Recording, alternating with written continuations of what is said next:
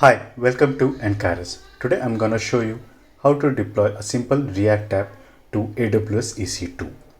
The only prerequisites are that you have an AWS account. That's it. Whatever we do here will be covered under free tier. So you will not be paying anything. Here, as you see, this is how the website would look like. It is a simple React application which displays detail when we click on it for three different customers. Like currently it is displaying for John Smith. If we click for random ABCD, it displays for them. Tyrion, yep, same. We'll be launching an EC2 T2 micro, then we'll be installing Node.js and we'll be using this repository. The link to this repository will be given in description. This repository I have forked with Aditya Sridhar and some small changes have been done. Okay, and what you need to do is just clone this repository in your EC2. Okay, so let's begin. If you want to know how this works, you can go. I'll just give you a brief round here.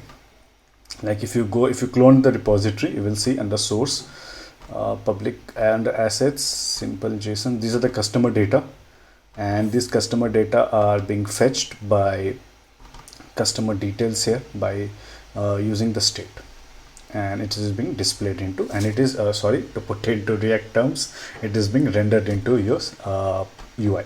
Okay, now to begin, I'll quickly go through launching an EC2. Let's click on T2, Amazon Linux 2. Okay, Amazon Linux 2, T2 micro is by default selected. Okay, let's go to next. I'm not configuring anything else. Let's keep it to default. Storage 8 gigs is okay. SSD.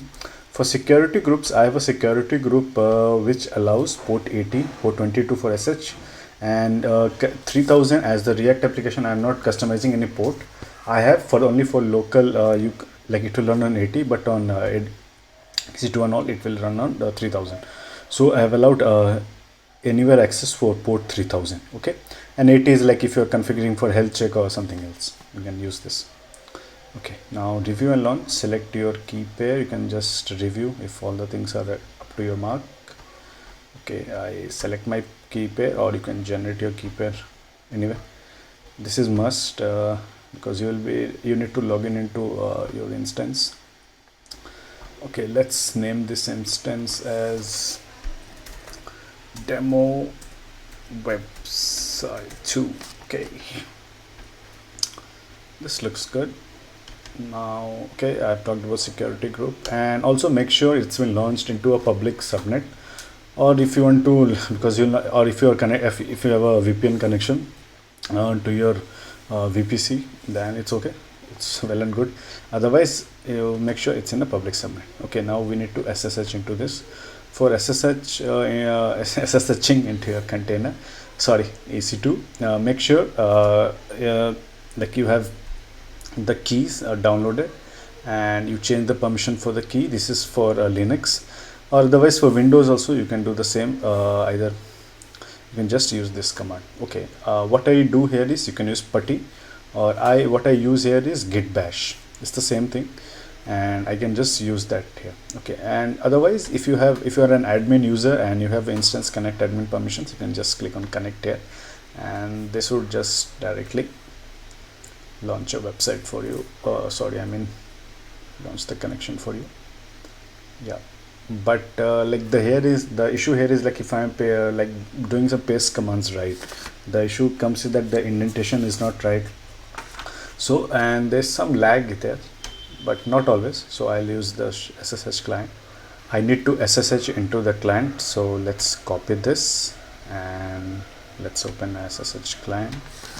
As we do an ls here, you will see I have an abc.pem, which is the key for this. Now let's paste this.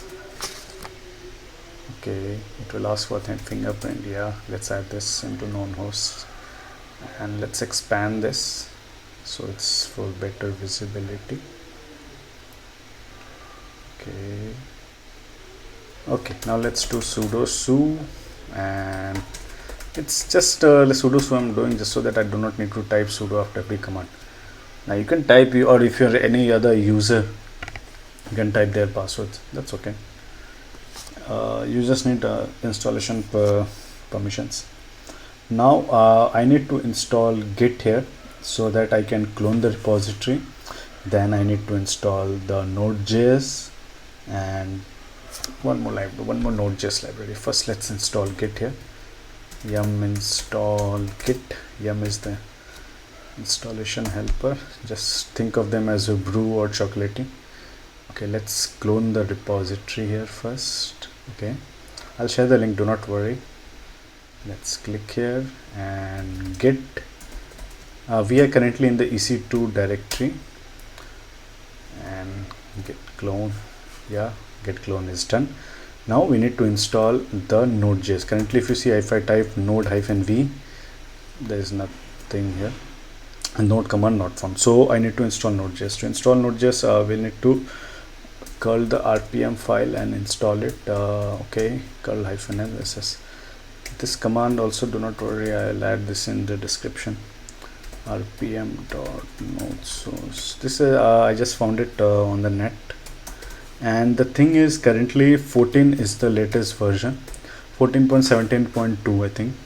So if you do not know which is the latest stable version, so you can just type 14.x and whatever is the latest stable version, it will just download that for you. Sudo -e bash. Okay, I think this looks good. Yeah. So what it did is it confirmed this system supports like what file it needed, and it down and installation releasing rpm file. Then it tells us what's the next command. Next command is to yum install y node.js. Okay, I think, okay, my bad, I had an extra. Okay, now yum install node.js.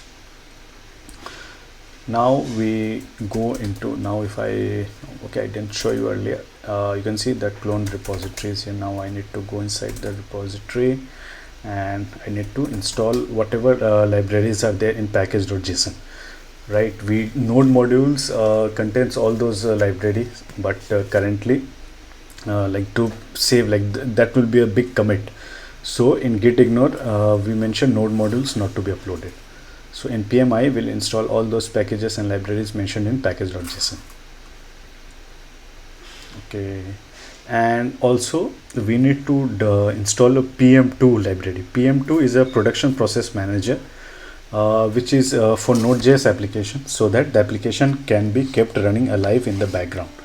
Right, when you do an npm start, you would see that your terminal is entirely filled up and you are not able to do anything else. So, and also the other advantage is so that your application is continuously running backward. Just to just to like understand, it's a hot reloading, just to put in simple terms. Let's install that too. npm I pm2 hyphen, let's do a global installation, that's better. You can just go onto npmjs.com and search for pm2. They will have more information on like their other uses also. Okay, now for pm2, if you do not know, you can just do pm2 hyphen help to know more about them. Like various commands are there, pm2 dashboards, pm2 ls, all applications you can see. Okay, now to run this, the command is pm2 hyphen name. Let's name this demo app. Start npm hyphen start. Yeah, this is standard command, you can find this on net. Otherwise you can use the same, like if your command is npm start, you can start in this way. Okay, this looks good. Okay, the application is running. If you curl on port 3000, the application will be running. Now let's do a curl on port 3000. Okay, let's first close this. This is not necessary here. Let's go to the public IP and I copied the wrong one. Okay, port 3000. This looks good, right? Okay, it's taking some time.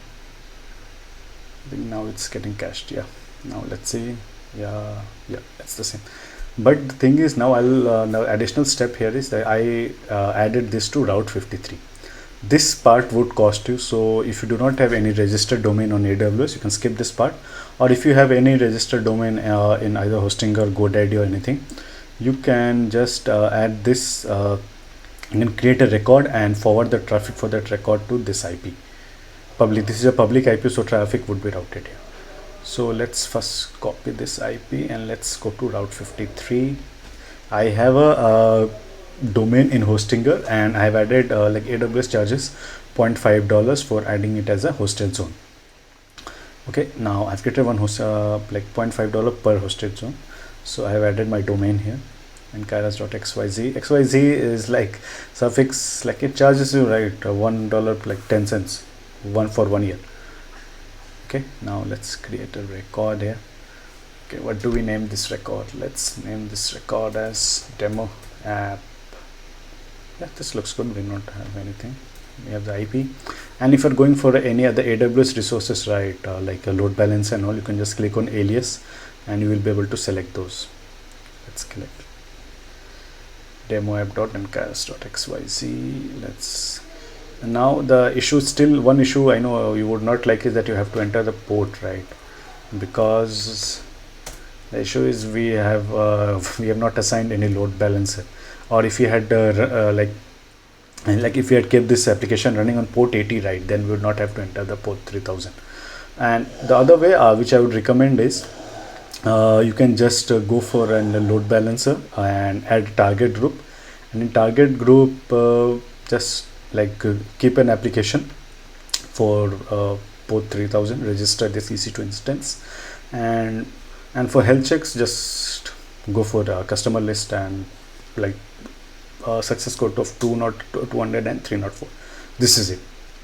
How you access an application. I have deployed into AWS EC2 and I am able to access it. See, and you can deploy larger applications also, like it works the same thing, no issues there.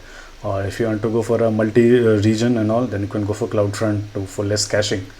I'm just getting into more complicated. Like if you want to go, if you have multiple instances and all, for those complication I'll do it for further videos. I'll show you how to go for multiple instances, and like what if one instance goes down. I'll show you in further videos. Okay, for now this looks good. Thank you. Please do like, share, subscribe, and if you have any constructive comment, please, criticism and everything, please mention in comments. I'll love to hear about it. Thanks a lot.